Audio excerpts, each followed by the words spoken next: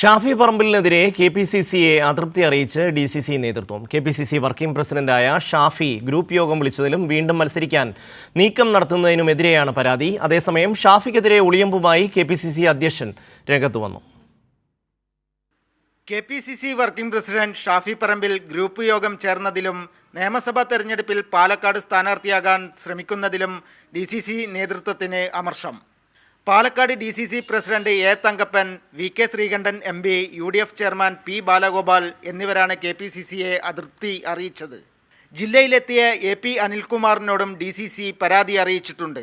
ഷാഫിക്കെതിരെ ഒളിയമ്പുമായി KPCC president Sunny ജോസഫും രംഗത്തെത്തി. ഷാഫിക്ക് താല്പര്യമുണ്ടെങ്കിലും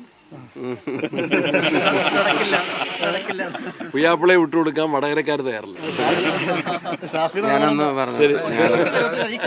ഷാഫിയുടെ നീക്കത്തോട് മുതിർന്ന നേതാവ് K മുരളീധരൻ ഉൾപ്പെടെ എതിർപ്പ് പ്രകടിപ്പിച്ചിട്ടുണ്ട്. പാലക്കാട്ടെ യൂത്ത് കോൺഗ്രസിലെ ഒരു വിഭാഗവും ഷാഫിക്കെതിരെ രംഗത്തെത്തി. വടകര MP ആയ ശേഷവും ഷാഫി പാലക്കാട്ടെ പാർട്ടിയിൽ അനാവശ്യമായ ഇടപെടൽ നടത്തുന്നതിൽ നേരത്തെ KPCCക്ക് പരാതിയും നൽകിയിരുന്നു. സച്ചിൻ വള്ളിക്കാട്, കൈരളി ന്യൂസ്, പാലക്കാട്.